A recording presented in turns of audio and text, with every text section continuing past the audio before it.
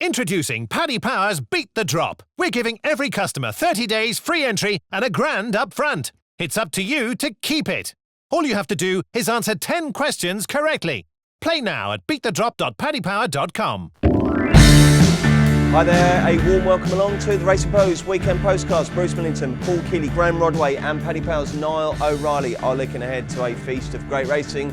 Something for everyone. Flat fans will absolutely love the Breeders' Cup, I'm sure. Enable bidding to gild her amazing career even further. Roaring Lion as well. Some great stuff there. But first we will be looking ahead to the Saturday Jumps action, which principally takes place at Wetherby, Ascot and Down Royal. There's some really, really good names. Just a slight shame that the unseasonably dry autumn means that the field sizes are slightly smaller than normal, and obviously the anticipated clash between Thistlecrack and Bristol Demai in the big race, the Charlie Hall Chase, won't take place, but there's loads of really great names coming back from their summer hibernation, and we will crack on with all the great racing, starting with the ITV Saturday action. 3 races at Wetherby, starting with the 205, the olbg.com Mares Hurdle. Niall, how you doing? Have you got some betting for us on this one? I do indeed, Bruce. Irish Row is our 6-4 favourite. Lady Buttons is 15-8. Oscar Rose is 9-2. What's the Jazz 10-1. Mystic Sky 20-1, and Cubs Win is 25-1. Kills, you confident about this weekend? I wouldn't say confident. It's one of those weeks, you know, where I'm probably going to have loads of bets, but not the sort of prices that I want to bet at because they're small fields. But yeah, we'll have a little crack. This Mares Hurdle just seems to be. On the figures, it's a 2-runner race between Irish Row and Lady Buttons. Oscar Row is fairly short for a horse that's rated a fair, £18 in total behind Irish Row, for instance. So, I think one of the front two will win. Lady Buttons' form, I like Lady Buttons. She went chasing last year. She did really well. She ran in a couple of decent hurdle races as well. I think she might have been second in this race, but I think all of her form is on soft ground. I think Irish Row is just slightly better suited to better ground and the one to beat. Keels, his first tip of the day. Irish Row, 205 at Wetherby. G-Rod, who do you like in this? Yeah, summed that up pretty well. As you know, I'm not a huge fan of mares races. I didn't know that, actually. How am I meant to know that? I'm sure I've told you before, but you probably won't take much notice of me complaining about it. Okay, I now know. But particularly mares hurdles, because like this, they end up being very uncompetitive. And this one is a two-horse race between Irish Row and Lady Buttons, and surely Lady Buttons wants softer ground, so it should be straightforward for Irish Row. Niall, do you echo what the lads say? Yeah, I think Irish Row just wins this. She'll love the ground. The way she travels, I think she'll just have too much class. Lady Buttons is useful, though she had her limitations exposed at the end of last season, and Oscar Rose has been beaten favourite way too many times for my liking. So yeah, it's Irish Row for me as well. Nice and simple. We're off and running. The 240 is the bet. 365 Charlie Hall Chase. Real shame that we've only got 5 runners, but it's still an intriguing heat and quite competitive, Niall. Black Horton is our 7-4 favourite. Double Shuffle is 5-2. Definitely Red is 7-2. Virgilio 4-1, and Regal Encore is 16-1. Interesting race, Graham. Who do you think will cross the line in front? Yeah, I have this down as the sort of race that Black Horton just wins, or Paul Nicholls wins probably is more accurate. The sort of early season race where he has that pretty smart type tuned up right to perfection, and obviously Black Horton's got the ground, loves fast ground, and he's going to probably be able to dictate this race. I don't see any huge pace, potential pace against him. I know definitely Red can go from the front, but Bryony Frost rode on a lovely ride last week at Aintree in a similar sort of race. I can see Black Horton making all. My only concern, I suppose, is the price. I mean, 2-1 now is fairly short, considering he's got a fair bit to find with Double Shuffle at the weights. I mean, if Double Shuffle was to run to the form where he finished second in the King George last year, I mean, he'd make them all go, but he has a habit of finishing second, doesn't he? And Black Horton has a habit of winning, and I'd rather be on the one that's got the habit of winning. So you're on Black Horton? Yeah. Who are you on, Niall? I'm not really sure the market's right here. I think definitely Red is probably the value, purely from a class angle over this trip. I was tempted by Virgilio, though he was exposed in this grade before, and to be honest, I prefer if Harry Skelton was riding. Black Horton, he's obviously very useful, he looks very short.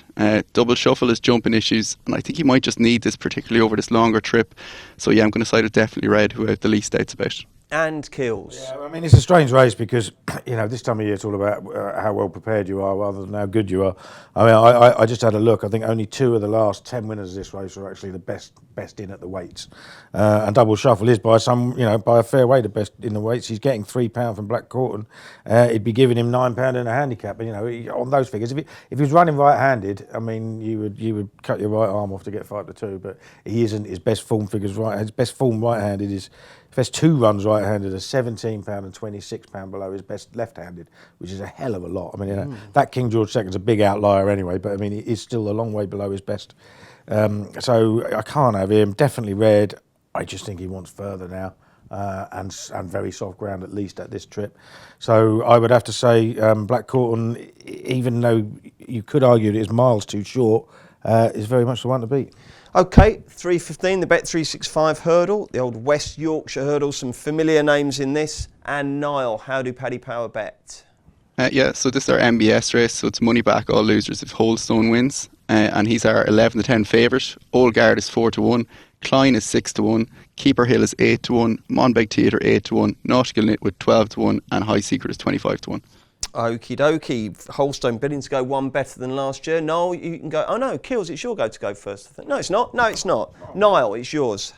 Okay. This looks a penalty kick to me for Holdstone. It looks a really, really poor race. I think the second and third favourites have major stamina doubts. Holdstone, he's well clear in ratings and he just should be winning this. The interesting one from an each way perspective might be Keeper Hill, who looked good at times last season and definitely wants 3 mile. But yeah, it's definitely Holdstone for me. Holdstone for Niall. Who for you, Paul? I mean, I might take a chance on Old Guard getting a trip on good ground. I mean, he definitely didn't stay out on soft ground last year. He does seem as he's getting older to be wanting a lot further than 2 miles, and he does stay 2.5 mile reasonably well. He won the old Game Spirit or whatever. No, not a Game Spirit, National Spirit. National Spirit, yeah. That's it. That's only 2 mile 2, but that was on bad ground and it took a real stand performance to win it. He's still got to prove it. Holstone's best form is on soft ground. I think he'd probably be okay on good ground. Klein definitely wants very soft ground. So I see him drifting. And on the figures, everything else has just got to really, really come up trumps and be a bit better than they have been. So you're going... So I'll have a little go on Old Guard, but it'll be a very small bet. Okay. G-Rod? Well, Holstone's best form is at Cheltenham. I mean, he's at Cheltenham horse, and I think all he does is stay. And I'm not sure this track really suits him. I know he was second here last year, but he was beaten by horses who are not really fit enough to lace his boots.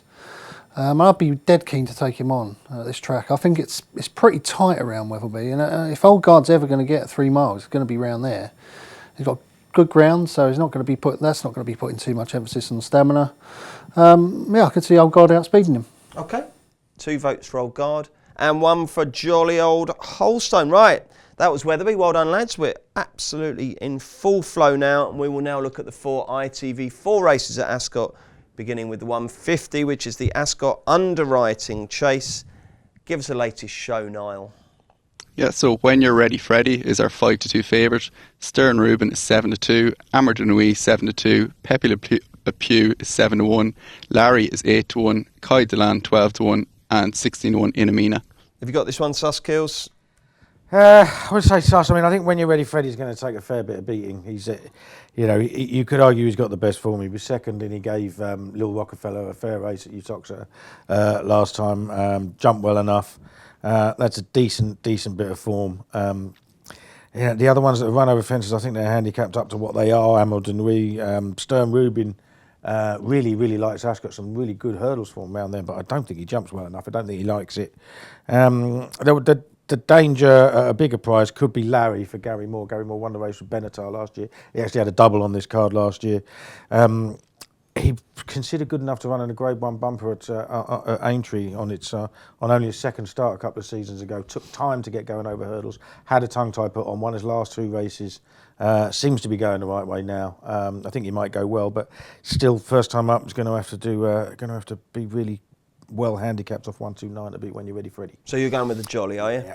Okay, God, let's hope Derek Thompson isn't commenting. Can you imagine? When you're ready, Freddy. Oh, I don't think he will. He doesn't tend to do Ascot, does he? No, if it was Yarmouth, he might Or be down Fakenham. there somewhere. Yeah, one of the old favourites. Who wins, G-Rod? Larry for me. Sort of jumped out at me when I looked at this race. As Kills has already said, Gary Moore won the race last year with Benatar, pretty smart type, and I like the profile of this one, very similar to Benatar, coming in off a couple of wins over hurdles, unexposed over fences. It's just quite a stiff-tested jumping round, Ascot, so he's going to need to be at it first time up in quite a competitive race, but that's factored into the price at around 8-10 to 1. I'm happy to take Larry. Righty-ho, and Niall, who do you like? The one I really like here is Amor de Nuit for Paul Nicholls. Now, he's not bred for chasing, so I was kind of amazed at how well he jumped on his chase debut, and then he backed that up at Ludlow recently when I thought he would have beaten it for a fairly useful horse, easily had that one not fallen. He's gone up £3 for that, though still looks well treated over fences to me. Of the opposition, When You're Ready Freddy is Fav, though I wouldn't really trust him given his profile. Stern Rubin looks an awful jumper, so I couldn't back him. Larry could be the big danger, but I just don't know how his form stacks up in the context of his mark. So yeah, I'll be sticking with Amor de Nuit. Okay, the theme of small runners is running through this whole afternoon and is again apparent in the 225, the Burn Group Handicap Chase. Just the 5 runners over 2 mile, 1 furlong, and Paddy Power bet as follows. So Shantou Rock is our 13 to 8 favourite. Champagne of Tara is 7 to 2. Ink Master 5 to 1. Vosney Romane is 7 to 1, and Rock on Rocky is 16 to 1. I think Gard. Oh, gone. Sorry, I think there's a non-runner here. I think Gard Le Victoire is after. Gard Le Victoire is a non-runner. That's exactly right. Yeah. So we're just the 5. G-Rod, who do you like? I thought this was a really good opportunity for Shantou Rock. The problem is there have been several of those before. I can remember looking at Shantou Rock thinking this is a great opportunity, just going to go out and make all and they won't see which way it goes. And then he goes out and makes all, jumps beautifully, and then gets caught near the line or caught in the straight. And that is obviously a bit of a worry, particularly with horses like Champagne at Tara in the race, because, I mean, he's been a bit of an old rogue, that one. But he's got loads of talent, and it seems to finally got the key to him the last couple of runs. I'm sort of weighing up whether I want to take 13 to 8. Could you do the weighing up before you come in here, G-Rod, and then just tell us what you think is going to happen? Is that possible? That's how it tends to work. I'm sure Ink Master isn't good enough. So for me, it's a match between the top 2 in the market, and I would rather back Shantou Rock at 13 to 8 than a rogue-like character like Champagne at Tara at 5 to 2. But I'm not entirely convinced that Shantou Rock isn't a rogue himself, if you know what I mean. It's a really strange race. Okay. But I think Shantou Rock might make off. Oh, we got there in the end. But I'm just not sure the price is right. Okay. Niall, in equally emphatic fashion, tell us who you fancy. Well, he's actually going to be shorter now because the non-runner just came out when I was halfway through the betting there. So he's probably going to be 11 to 8 if that tempts him anymore.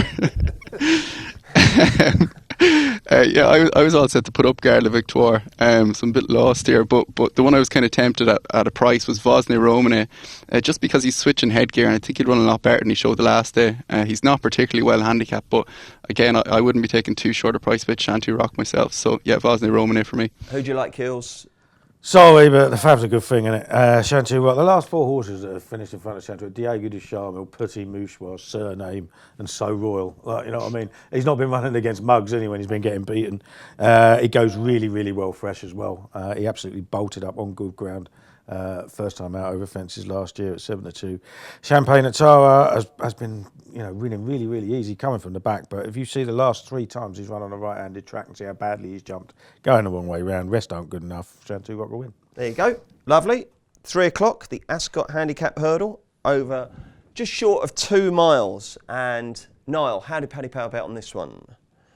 So Magic Dancer is our 7 to 2 favourite. Global Citizen is 9 to 2. Simply to Bets is 5 to 1. Divin Bear 7 to 1. Fidux 7 to 1. Case Marcus 10 to 1. Sussex Ranger 12 to 1. Sparkle and Shine is 16 to 1. And Jumpin' Jack is 20. Finally, a race with 3 places for each way punters. Niall, who do you like? Yeah, I'm really keen on one here. Simply to Bets. Yeah, I'm fairly convinced he's the best treated horse in this field. And now he's a bit inconsistent last season. He always seemed to shape really well, but they were in really good races, particularly when he was second to Beyond the Clouds at Musselburgh, with Clayman taking Forgan in behind him, so that looks like really strong form. Just for context, some of the horses that finished in behind him last season, Black Op, who's now rated 152, Clayman taking Forgan, who's now rated 151, The Clock is Ticking, rated 138, and Ballymoy, who's rated 142. It points towards Simply to Bets being absolutely chucked in of 130. He's also had the benefit of a run where he did look a little bit laboured, but I think he beat a good horse of Sue Smith's that day. I can actually see a lot of cash for this, so anything 6-1 or bigger that's out there at the moment, I think should be snapped up. I think he could go off favours. Breaking news, Sam Crow's just got beat. Bedrock. Oh, yes. What? Back to Did you? Yeah. That's good then, isn't it? 12-1. Well done, Kills. Meanwhile, Kills, who wins the 3 o'clock at Ascot on Saturday? Right. Well, I backed 2 earlier in the week. One of them's Magic Dancer. He don't care. He got fairly thumped by Storm Rising at Cheltenham, but Storm Rising just looked like a horse that was really, really well handicapped. And Magic Dancer finished second, first time out last season, then went on to complete a double. And he was rated around 100ish on the flat in his time. He's only running off a mark of 128 in his second season with Kerry Lee. Won 3 times for her last year. Got to go well. And the other one, a bit what David Jennings would call a guilty pleasure, is Fidux, a horse that I just back all the time. And he very, very rarely, if ever, gets what he needs. And that's a fast run race on good ground, which he's guaranteed to get this time. So I like him as well. He won a 2-bob race at Southwell that he probably didn't need to win to come into this much more valuable race off a £5 higher mark. But he is still well enough treated to go well. OK, G-Rod, come on, hit us with one. Yeah, I think Kills has been raiding my tracker because a long-time member is Fidux. In fact, ever since I backed him at Sandown around about this time last year, when I'm absolutely convinced he would have beaten Maria's Benefit, and he was trying to give Maria's Benefit £7 that day. I think Maria's Benefit went on to win another 6 or something. She obviously improved well out of recognition. Fidux, after that, I just kept backing him, and he kept running well in the second or third. Things didn't quite go his way, whatever. But what he needs is a fast run, 2 miles, stiff track, good ground, just like Kills just said. He's going to get that. A nice stiff finish. He really finishes well over 2 miles. He sometimes shapes as though he wants 2.5, but I think what he wants is a strongly run 2. He's going to get that here. And last time out should have been the confidence booster that he needed. It was quite a weak race that he won at Southern. He has gone up in the weights for it, but he needed to get his head in front, I think, because he just was on one of those sort of runs where he kept finishing second, third, and to get that win, I think that might make all the difference to him. Fidux. OK, jolly good. 3:35, Sodexo Gold Cup. Take us through the latest betting, Niall. Go Conquer is our 3-1 favourite. Traffic Fluid is 5-1. Adrian de Pont is 6-1. King's Lad is 6-1. Geordie Deschamps is 13-2. Too Many Diamonds is 10-1, and it's 11-1 bar. Kills, take it away. Well, if the Fav jumps as well as he did when he won this race last year, he'll win again. He's only £5 high. He won it extremely easily last year. He's gone from John Joe to Nigel Twiston Davis, and he'll know about the horse's form and that he wants good ground. And he's another horse that goes exceptionally well fresh. I think he was just touched off by Present Man first time out 2 seasons ago. Won first time out last year. Going to take a lot of beating. If there's one that's a big price, I would say it is Art Moresque. I think he's a decent horse on his day on a right-handed track on decent ground, and that's what he gets. Paul Nicholls has taken £5 off him with Lorcan Williams. He's had a run as well, and I think he'll go better than his odds. Graham. Adrian de Pont.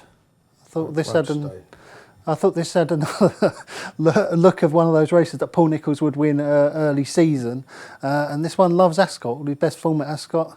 He won there over hurdles, and he's twice finished second there since. Stamina is the doubt, and it is, as we know, a stiff test at Ascot. But Go Conquer will be going fairly hard from the front. I expect them to have Adrian de Pont settled in behind, and hopefully he can pick them off late. OK, do you think that's a rubbish tip, Kills?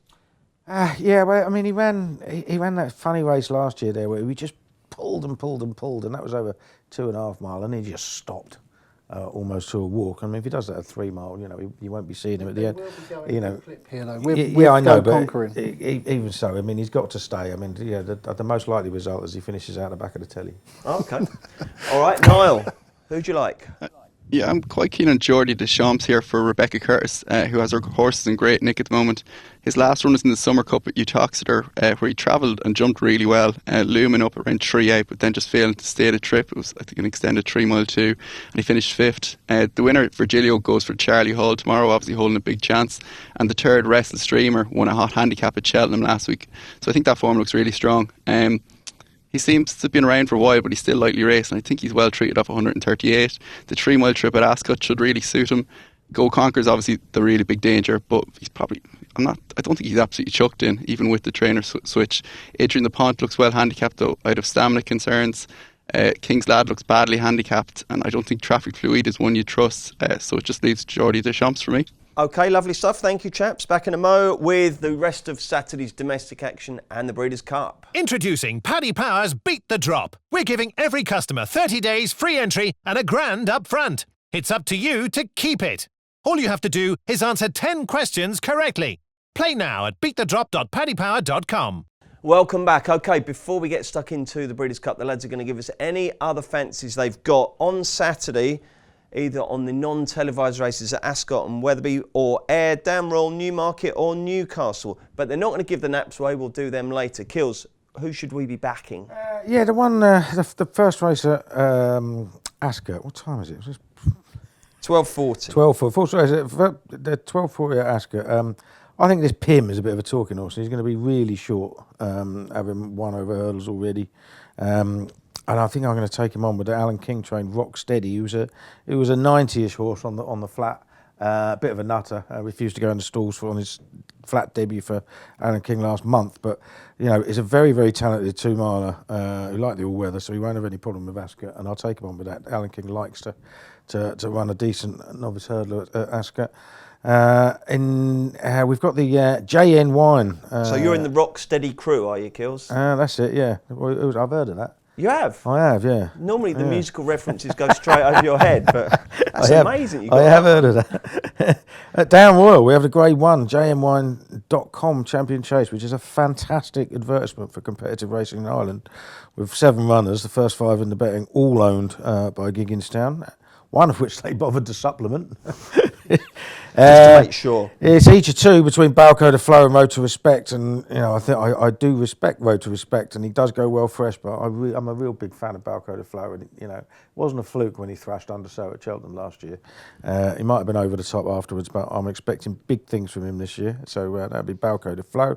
There is one at Newmarket in the last race, which is backing all year, and there it is. Harlequin Striker, Dean Ivory. He's put William Cox on, claiming 5. He's been running close to winning for a few, looking like he might be running into form all season and not doing so. But a lot of his best form has come on soft ground. It's going to be soft there tomorrow, so I'll give him one last chance. OK.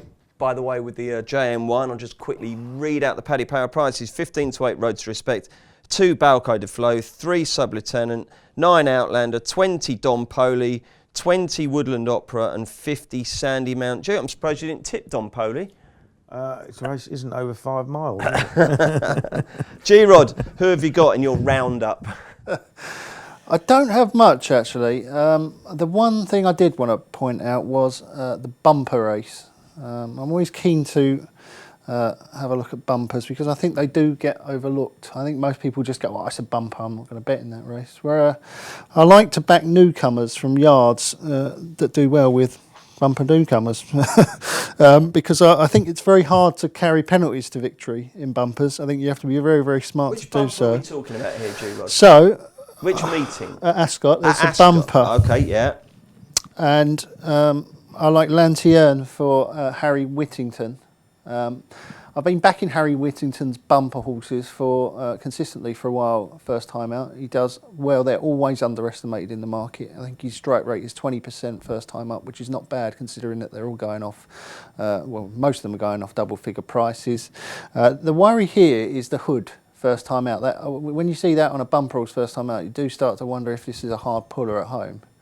However, provided it doesn't pull too hard, I'm expecting to get a half decent price on Lanterne, and I'll be backing it each way. This one, the trainer had one finish third the other day, 25 to 1 at Bangor that I backed each way. And I always think as well, when they're running in the same week as possible, maybe they've been working together. OK, so that's Lanterne in the 4:05 at Ascot. Anything from you, Niall? Just in the JN Wine Chase, I'll be all over Balco de Flow, as I think Road to Respect needs to go left-handed, and I think he's opposable here. Be Balco de Flow for me there. I think there's a really interesting horse in the 120 Down Royal called Ray Time. Now, it could be a very interesting horse to follow this season. It basically won the same bumper that Somerville Boy won last last season for the same trainer, Sam Curling, and it's been bought by Somerville Boys owner Roger Brookhouse. So I think he'll be interested there. And the 5 o'clock Newcastle Deputise is just a sectional horse from my tracker who I think will win, and it could be one to get us out if needed.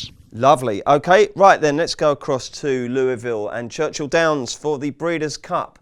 It's quite handy, this one, because there's only 4-hour time difference. So normally you're waiting for ages for this to happen. But the first of the races we're going to look at basically the big 5 races on the card. There are others, obviously, the 4:38. So basically we get all the jump stuff and then we're straight into Breeders' Cup. So that'll be good. Kills, won't it? I know you like the Breeders' Cup, don't you? Yeah, it's great, actually. I'll be on my way home for Ascot, so we'll nearly be all over by the time I get there. Brilliant. Will you not really be engaging? No, not really. I don't really follow American racing. I absolutely despise dirt racing. I think it's incredibly cruel. They have to give them drugs because of what shit that goes down their throats and what it does to their legs. So no, I just don't like it. So I tend not to watch it. I mean, we've got loads of people who do like it, but it's not for me. I might watch some of the turf stuff, but... You'll watch it all and you'll bet on it all, so shut up. 4:38 is the Breeders' Cup Turf Sprint. Competitive old affair, Niall. How do Paddy Power bet on this? Yeah, so World of Trouble is our 4-1 favourite. Disco Partner is 9-2. Stormy Liberal is 5-1. Lost Treasure 11-1. Havana Grey 11-1 and 12-1 bar. G-Rod, you can go first.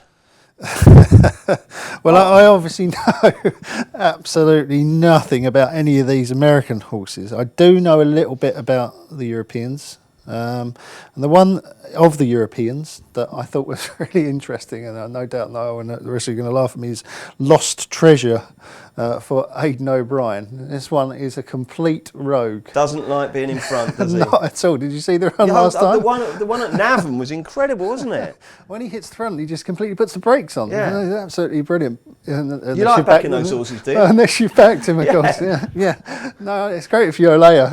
But no, I just thought this, if ever this horse is going to be suited by a race, it might be this one, like one of these weird bonkers American races where they all go hell for leather early and they're all going to be blasting away up front. And there's only one way this horse is going to be ridden. He's going to be right out the back and he's going to be trying to stick his nose in front of the line. But at least you can back him each way so that if he does slam on the anchors, exactly, you get the there has to be every single chance that they're going to go really hard here, and he might well run into a place, and who knows, maybe he can put his nose in front of the line, and it's not like we're taking a short price, is it? No, I'm talking exactly. Double figures about Aidan O'Brien and Ryan Moore horse. I mean, I'll be more than happy to back him each way for an interest. Okay, Niall, before we set off on your first Breeders' Cup tip, are you a Breeders' Cup fanatic, would you say? No. I like betting on it, but I tend to kind of just favour the European horses, which sometimes can be to my detriment. Okay, so who are we going to go for then?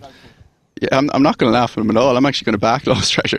Again, I don't know a huge amount about the American horses, but I just can see this setting up really well for him. And the fact he's Ryan Moore up as well, I just think he's a good each way bet because he's so much talent. He could definitely be involved in the finish. It'll take a very good ride to win, but I think he's got a chance. Okay, and Kills? You're allowed to just say you don't know and you don't care. Know. I really don't know and I don't care. Okay, fine. We'll move on to the 6:04. The Maker's Mark, Breeders' Cup, Fillies and Mares Turf over the, whatever the trip is, 1 mile and 3. And good old Wild Illusion heads the market now. Yeah, she's our 7-4 favourite. Sister Charlie is 7-2. Azira is 7-1. 4-Star Crook is 8-1. Magic Wand 8-1 and 14-1 bar. Will you have a bet here, Niall? And if so, who will it be on? Yeah, Wild Illusion. I think she could be my banker of the whole meeting. She's ideally drawn in 2, so she should get a lovely position. She'll handle any ground. I'm not really sure what it's going to be like tomorrow, but I imagine it'll be soft. I can't see any negatives for her at all. She just seems to keep improving as the season goes on. There's obviously negatives for Magic Wand with the ground. Sister Charlie, I'm not really sure what ground she wants looking at her form. Azira should be okay in it, but she's drawn 14. I don't think she's good enough. So yeah, it's just Wild Illusion for me. A flicker of enthusiasm from you for this one, Kills? Yeah, I do quite like Azira actually. I think she's think she's improving. Yes, the draw obviously isn't great on a chest, a tight track in stall 14. But Dermot Well was talking about running into this at the start of the season, and that's what he's done. I mean, the only defeat so far this season was in that race at York by Sea of Class, and I think she's a decent horse. And Wild Illusion, you've got to remember the 2 times she ran beyond a mile and a quarter, she got beat. This is a mile and 3. It'll be an easy mile and 3, obviously, but I don't think she's a certainty by any stretch. Okay, and Graham. This is, as a punter, it often happens where you've got to weigh up your head against your sort of gut, you know, and my head just tells me that Wild Illusion will win. Same weight, to be fair. Thought I'd get that one in first. My head tells me that Wild Illusion's absolutely rock solid. Obviously, you know, the best form in the race, great draw, should get a good position, has the speed to be prominent. I don't think the trip will be a big issue, given it's going to be tight track. Loads going for it, but my gut just says a 0. You know, as soon as I looked at this race, I just thought, what is Dermot World doing having this runner here? We know that Dermot World doesn't waste runners, particularly all over the world. When he travels them, they usually go well. And then you see Frankie Dettori booked up. You're like, well, that looks interesting. A quick look through her form. She's got every chance of form. Obviously, the only worry is the draw, or the post position, as they would call it in the US. She's drawn out wide, but we don't know how the draw's going to go yet. We haven't seen any races. I mean, I think they've been racing there for about 200 years, so they've got but half a clue. Apparently, there's a fresh strip of ground they're opening up right on the inside. Okay. And sometimes that can be a great fresh strip of ground, and sometimes it can be really dead. You know, so you might not want to be drawn on the inside if it ends up being dead. We won't know until we've seen a few Breeders' Cup races on that fresh strip of ground. And if it does turn out to be dead and she ends up on the wide outside, that might not be a bad thing. And she's a much bigger price than Wild Illusion as well, you know, 4 or 5 times the price. So I'd be backing a 0 as well. Okay, plenty of British and Irish representation in our next race. It's the Breeders' Cup Mile. It takes place at 7:36. Gustav Klimt heads the market, Niall. Polydream obviously just recently came out of this race, so Gustav Klimt is left at the top of the market at 9-2. Oscar Performance is 6-1, Happily 7-1, Expert Eye 7-1, I Can Fly 15-2, 11-1 One Master, and 14-1 Bar. 14-1 Bar includes Lightning Spear Kills, who I shall be backing. Who will you be backing? Well, look, I don't know anything about. I don't know anything about the American formula, but the market is almost entirely dominated by British and Irish horses.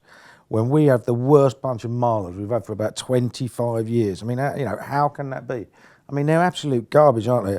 I mean, you've got to remember, Roaring Lion won the QE2 despite absolutely hating the ground and still running the best part of 12 pound below form. I mean, you know, they're rubbish. Stick Oscar Performance in exactas with all the other American horses. That's what I'd do. Okay.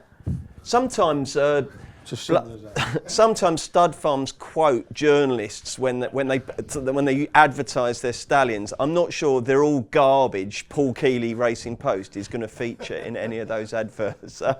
Graham, what's your approach going to be here? I love that argument from someone who just said he knows absolutely nothing about the American. I know that we're rubbish, That you so know. therefore back the others. Yeah, but aren't the American miners usually rubbish as well? Yes, yes, but they might not be so far behind But this year. Kills And if they are, they're running in cellars. Kills has just almost shut down my argument because by saying that Roaring Lion ran so far below form, still win the Q2. But the way I looked at the race was, if Roaring Lion was in this race, what price would he be? You know, he would surely be favourite for this race. He would be a lot shorter than 2-1. And as a result, I can't be having I Can Fly at double figures. I think you can get. I mean, she was a massive price because she ran a huge race to get so close to him last time at Ascot, albeit, yes, maybe he was well below form. Obviously, Century Dream was only half length behind him in third, and he holds the form down a little bit. But I Can Fly has got that profile of the Aidan O'Brien trained filly that I like. You know, the sort of horse that seems to have had loads and loads of runs and doesn't look any good, and then suddenly he seems to find a key to them, and then they can take off. Like a Found, like what was that other one he had that won loads and loads and loads? Peeping Fawn, wasn't it? It was called. Was another one who didn't look anything special, then suddenly took off. I'm not saying I Can Fly is in the same league as them. She's probably not, but he definitely found something that day from her that we hadn't seen before, and if he can bring her on again, I think that she has a good chance. Niall, what are your thoughts? I'd actually be quite keen on Gustav Klimt here. I just think he's everything in his favour. I'm not sure they've ever really had him right this season, but his last 2 runs have been amongst his best. He handles any ground. Probably his best run came in the Sprint Cup on heavy, so the soft ground will be fine. Now, he's not well drawn, he's in 13, though I don't think it matters as much as like 2 of the ones drawn inside him are obviously stablemates, and now Polydream's gone as well, so it should be okay in terms of getting a decent position.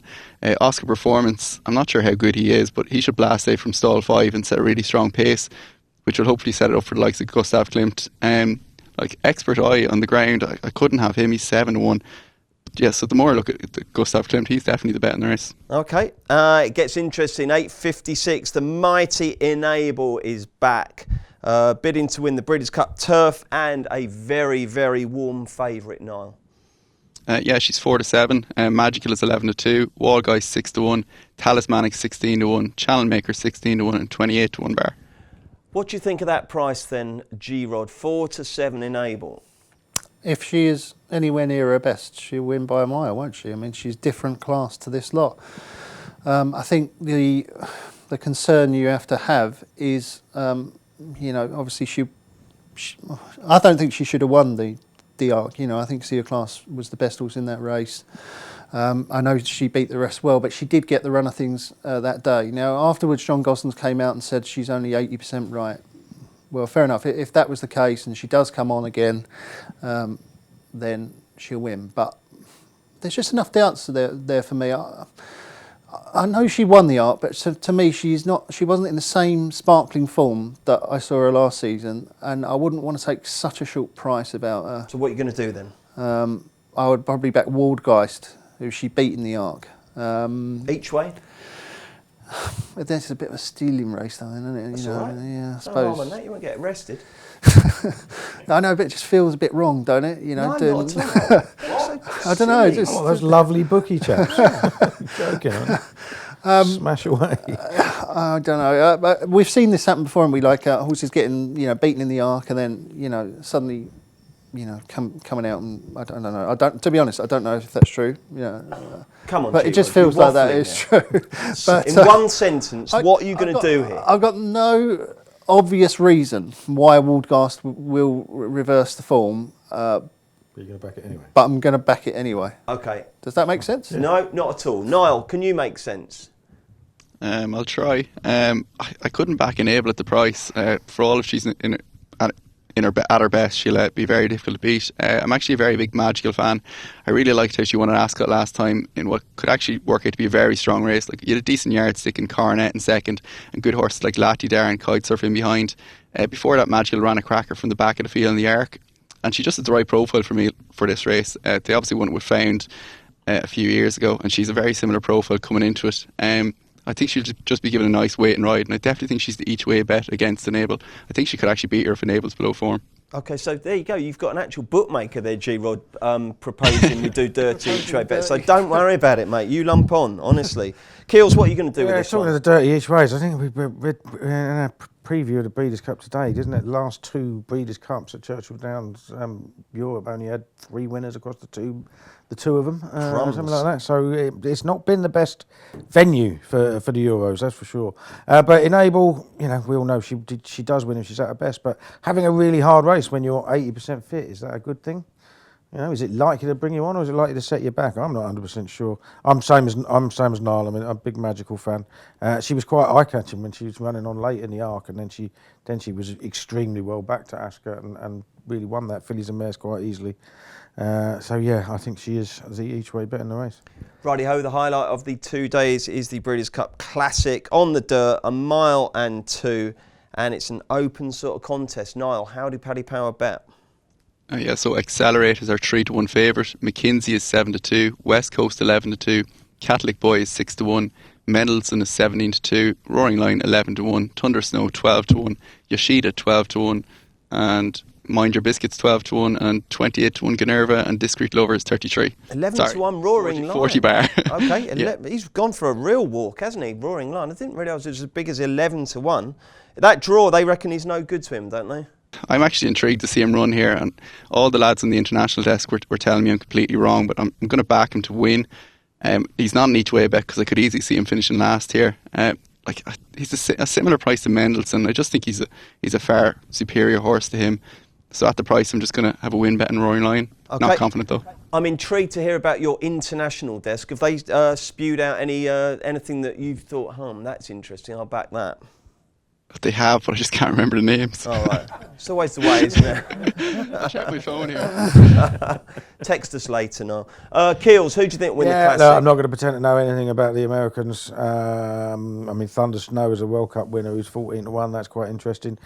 Everyone says, Roaring Lion's a US bred horse, but I read somewhere that it's US bred for turf, really.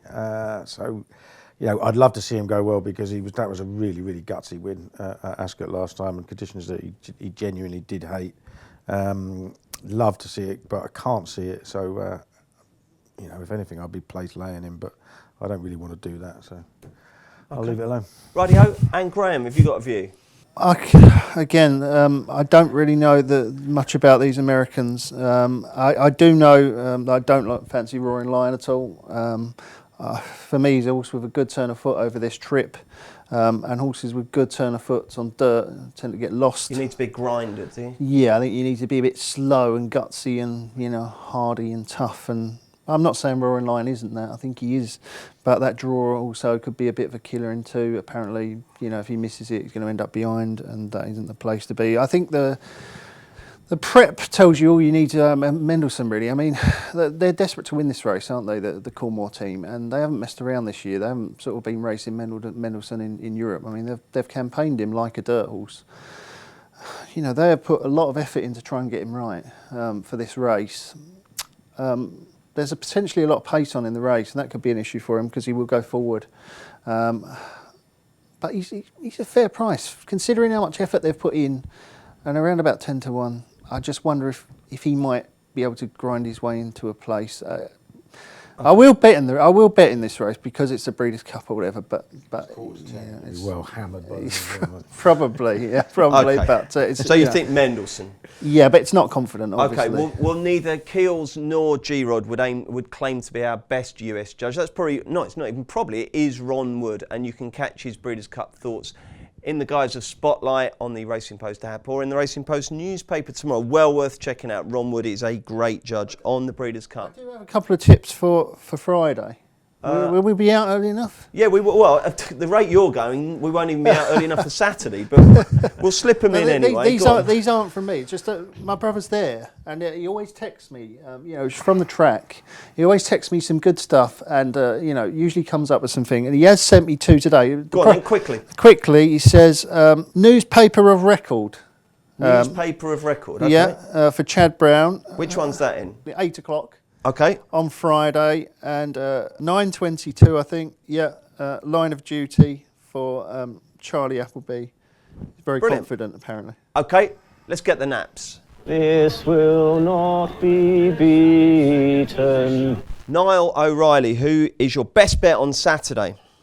Yeah, so 3 o'clock Ascot, simply the bets. Okay, Keels. Shantou Rock, 225. Ascot, can't see it getting beat. And G-Rod. I'm loath to go against Niall, but I really fancy Fireducks for that 3 o'clock at Ascot. Okay, thank you, lads. Sunday next. Introducing Paddy Power's Beat the Drop. We're giving every customer 30 days free entry and £1,000 up front. It's up to you to keep it. All you have to do is answer 10 questions correctly. Play now at beatthedrop.paddypower.com. Welcome back, Bruce Millington, Paul Keeley, Graham Rodway and Paddy Power's Niall O'Reilly looking ahead to a really interesting Sunday. If I read out the meetings, you might think, that doesn't sound that exciting. It's Naas and Cork in Ireland, Carlisle and Huntingdon in England. But there's some really good horses running, some decent stuff. I'm just going to throw the floor over to the guys. Keels, who should we be backing on Sunday? Well, the one race you absolutely mustn't miss is the 3:45 at Carlisle. It's just a brilliant intermediate chase. The Colin Parker Memorial over 2.5 mile. You always get good horses. You always get good horses. Don't normally get it as competitive as this. Now we've got 3 horses. Surname Mr. Whitaker and Thomas Patrick, all super progressive last year. All still only 6. One of them Cheltenham Festival winner, Mr. Whitaker. You've also got a couple of mares that won loads of times between them last year. Rennie's Girl and Happy Diva. And an outsider who's still got winning form. I really like Surname when he's running on soft ground, and it ain't going to be that. And I really like Mr. Whitaker, who won his last 2 races on soft ground last year, but Mick Shannon's always said he wants decent ground. He looked like he wanted decent ground earlier in the season. He obviously won the novice at the novice chase at the festival. He'd just about be the one for me, but I mean, it's just a race you've got to watch. I mean, there are some seriously progressive horses in it. Okay, any other fancies? There was one more, a couple more. If Chittibello stays in 3:10 at Carlisle, he's gone up to 2.5 mile. He gets good, he did a lot of running and ran well on soft ground last year. But, again, now the Dan Skelton has always said he wanted good ground, and that's what it looked like early in his career. He's going to be running on good ground up to 2.5 mile. If he stays, I think he'd take a fair bit of beating. The most likely outcome there is that it finishes out the back of the telly. Okay. And last time out winner in the 240 looks now like Brian. All he did last time was stay. It was over 3 mile, half a furlong at this track. He's up another 2 furlongs. That has to be in his favour. Again, he's a young horse, 7-year-old, trained by Tim Vaughan. Richard Johnson on board has to go well. Okay. G-Rod, apart from Place Lane Chitabello, what else has the tracker thrown up? The legendary G-Rod 3,000 horse tracker. You know, I ran it today. Through Raceful Interactive, you press a button and it brings it up. And I was so disappointed because everything was on the all-weather, Newcastle and somewhere else. And I'm not really betting on the all-weather at the moment. I'm trying to concentrate on the jump. Anyway, it's not a track horse, but in that race where Chitabello won't stay, the 3:10 at Carlisle, I really like Petticoat Towels for Warren Greatrex. A really strong stayer, unlike Hills's one. We'll be coming home like a train up that hill, and I think we'll be suited by that race. I mean, a competitive race like that. Who gets beaten further? Chitabello or what's your one? Adrian De Point. That 3:45 race is an absolute cracker. I mean, it's a really tough race to call. I think Mr. Whittaker would win it if he is fully right first time up, because I think there's going to be plenty of pace on. Surname always goes a good clip. Happy Diva will be up there, and Mr. Whittaker is well suited by a strongly run race. Obviously, at this time of year, though, it's like Hill said earlier, it's not always about the best horse. Sometimes it's about the fittest horse, and I'm not sure that he is going to be that. I might go to Huntingdon on Sunday. I'm looking forward to it. Do like an afternoon up at Huntingdon, but it's a lovely track, isn't it? It's I went a great there for the track. first time last year. Very pleasant place. Yeah, nice. But I don't have any fancies there yet. Okay. But I will have. Righty-ho. And Niall, what have you got for us for Sunday? So I just have 2. The first one is in the 3 o'clock Nace. It's the November handicap. I thought New Cross was very eye-catching the Irish Arch last time, where he probably just didn't see out the trip of 2 miles. He dropped back to a mile 6 here, which I think will suit a lot better. I think he'll have a big chance at a decent price. He's a reserve at the moment and needs 2 to come out, but I'm hopeful they will. So yeah, he'd be the one for me. In the 3:45, I actually really like Surname. I think the key to him is just going right-handed. I know what Keels is saying about the ground. I didn't have that as a concern myself. I thought he'd be probably one of the most forward of the bunch, and I think he'd take all the beating.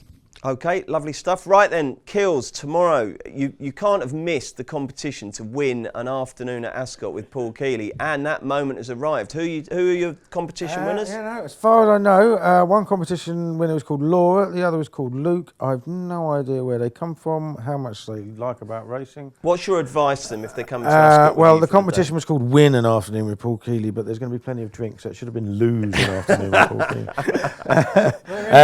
Just come and have a good laugh. It feels very weird to be a prize for anything. But yeah, I'm sure we'll have some fun. Don't be ridiculous. We had 3 entries for it, mate. It was massively popular. And what are you going to do Sunday? I have absolutely no idea. Okay. Absolutely no idea. Nothing planned.